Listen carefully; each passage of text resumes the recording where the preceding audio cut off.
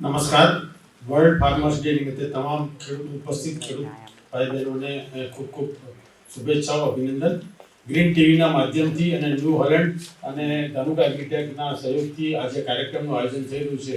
એ નિમિત્તે આપણે થોડી વર્લ્ડ ફાર્મર્સ ડે નિમિત્તે થોડી ફેર વિચારણા કરીએ.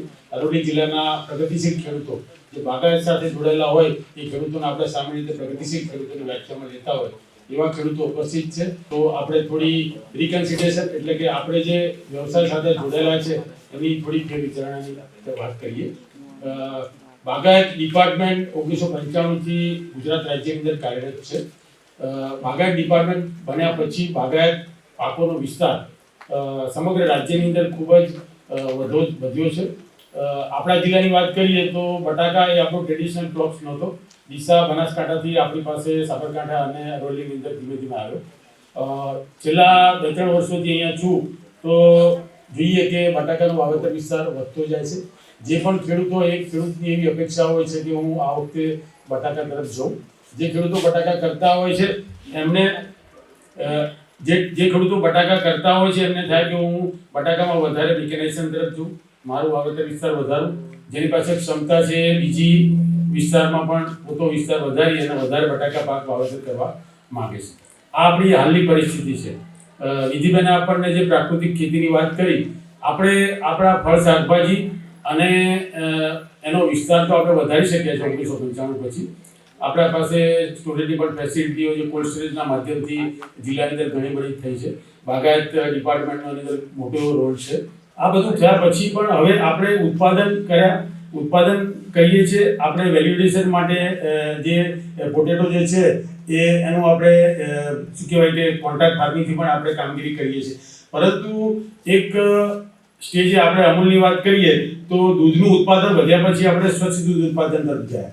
ખેતીમાં આપણે ઉત્પાદન વધાર્યા પછી આપણા ફૂડ કોર્પોરેશનના આપણા ગોડાઉન ભર્યા પછી આપણે પ્રાકૃતિક ખેતીની વાત કરવા માંડ્યા. કેમ કે આપણે હવે ઉત્પાદન વધાર્યા પછી થોડું ક્વોલિટી તરફ જોવું પડશે અને આપણી એક ખેડૂત તરીકેની જે આપણી નૈતિક જવાબદારી છે એ આપણે નિભાવવી પડશે. ખેડૂતને આ જમીન પર છાતી ગાડીને ચાલવાનો અધિકાર ત્યારે જ છે જો ખેડૂત પોતાની નૈતિક જવાબદારી સુપેરે નિભાવે. ખેડૂત સારું ઉત્પાદન કરે, સારી ઉત્પાદકતા લે અને પોતે સમૃદ્ધ થાય તો છે જ, પણ સાથે સાથે જેના માટે ઉત્પાદન કરે છે એ ઉત્પાદનની ક્વોલિટી બાબતે ખેડૂત એમ વિચારશે કે આ મારે ક્યાં ખાવાનું છે, મારે બજારની અંદર અમદાવાદ, વડોદરા, દિલ્હી કે મુંબઈના માર્કેટની અંદર મોકલવાનું છે એવું આપણે વિચારીશું તો આપણે મેં તમને જે વાક્ય કહ્યું કે છાતી કાઢીને ચારોનો અધિકાર છે એ આપણે ફેરવિચારણા કરવી પડશે.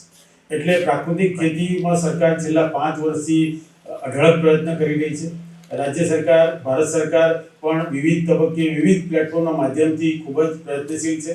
તો આપણે આપણી ખેતી બટાકા કરીએ, બીજા કોઈ ફળ શાકભાજી કરીએ, ઉત્પાદન વધારીએ, પરંતુ આપણે જાગૃત રહીને કામ કરીએ. વિદેશોમાં જોવા જઈએ તો જંતુનાશક દવાનો ઉપયોગ આપણા કરતાં પણ કદાચ અમુક જગ્યાએ વધારે થાય છે, પરંતુ એ લોકો એક નિશ્ચિત આયામોનો અનુકરણ કરે છે કે જેટલા દિવસ પછી દવા છાંટ્યા પછી ઉતારવાનો સમયગાળો છે નિશ્ચિત એનો ફોલોઅપ કરે છે. એના માધ્યમથી શું થાય છે કે જે રેસિડ્યુ જે છે પેસ્ટિસાઇડ અને ફંગીસાઇડના રેસિડ્યુ એટલા માર્કેટની અંદર વિક્રેતાઓ એટલે આપણા ખેડૂતો મારફત જે ઉપભોક્તાઓ સુધી જતા નથી. એ મોટી દેશ સેવા છે.